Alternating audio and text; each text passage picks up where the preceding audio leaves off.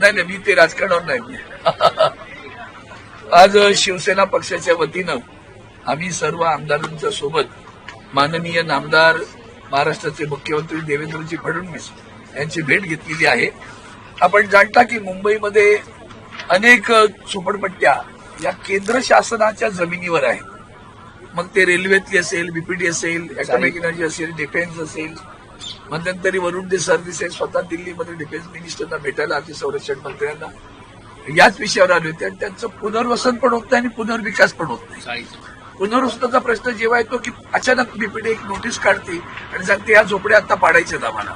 त्यावर झोपड्या पाडल्या जातात, पण ती माणसं सारी रस्त्यावर येतात. आणि खरं तर राज्य सरकारनं 2000 पूर्वीच्या झोपड्या या नियमित केल्यात. 2000 नंतरच्या सुद्धा पुनर्वसन करताना काही वेगळ्या अटी शर्ती टाकल्यात. त्या 2000 पूर्वीच्या झोपडपट्ट्या ज्यांच्याकडे कागदपत्रे सगळे पुरावे त्याही तोडल्या जातात. आणि म्हणून मी सातत्यानं लोकसभेत हा प्रश्न मांडत असे. आणि यावेळेला लक्षात आलं की या संदर्भात केंद्र शासनाचं एक सर्वांगांना स्पर्श करणारा निर्णय होण्याची गरज आहे. आणि तो होता लँड पॉलिसीबद्दलचा, जमिनीच्या विनियमनाच्या संदर्भातला निर्णय घेणं आवश्यक होतं. तो मुद्दा मी लोकसभेत मांडला आणि सुदैवानं लोकसभेमध्ये जेव्हा शून्यपराचा विषय मी मांडल्यानंतर आता मला लेखी उत्तर आलेलं आहे की केंद्र सरकारनं आता या संदर्भात सकारात्मक भूमिका घेतलेली आहे.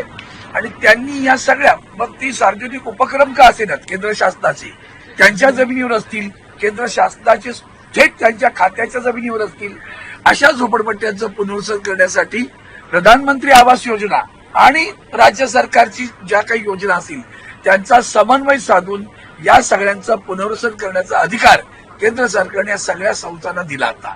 आणि त्याचं पत्र मी स्वतः आज माननीय मुख्यमंत्र्यांना दिलंय. आणि माननीय मुख्यमंत्र्यांना विनंती केली की आम्ही मुंबईतले खास करून जे आमदार आहेत त्यांचा हा मोठा गंभीर प्रश्न आहे, जनतेचा प्रश्न आहे. या संदर्भात आपण स्वतः लक्ष घालून म्हाडा आणि या ज्या संस्था आहेत, म्हणजे उदाहरणार्थ मुंबई पोर्टस असेल, ॲटॉमिक एनर्जी असेल, संरक्षण खात्याचे असतील, रेल्वेच्या खात्याचे असतील, पीडब्ल्यूडी या सगळ्या अधिकाऱ्यांना बोलवून, केंद्रीय सार्वजनिक बांधकाम खात्याचे विभागाचे असतील त्यांना बोलवून घ्या आणि या संदर्भात एक कायमस्वरूपी निर्णय घेण्याची गरज आहे. सकारात्मक भूमिका केंद्र सरकारनं घेतलेली आहे.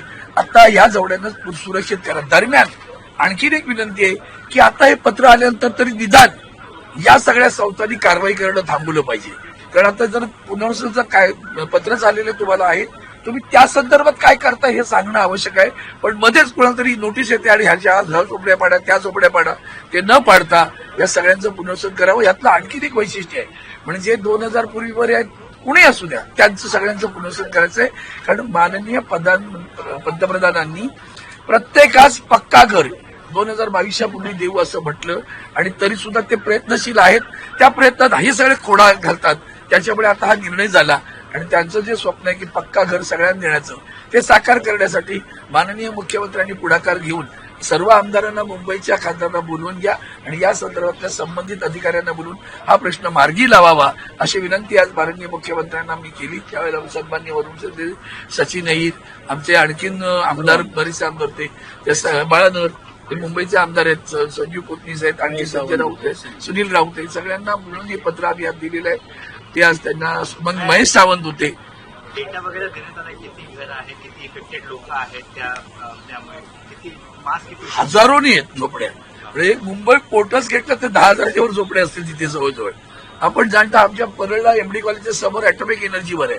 माननीय यांच्या वरुण संरक्षण खात्याच्या जमिनीवर प्रचंड झोपड्या आहेत. मुंबई विमानतळावर आहेत, वरळीत सुद्धा बीपीडीच्या जागेवर झोपडपट्ट्या आहेत. या सगळ्या झोपडपट्ट्याचं पुनर्वसन करण्यासाठी आता सकारात्मक राज्य सरकारनं पाऊल उचलण्याची गरज आहे.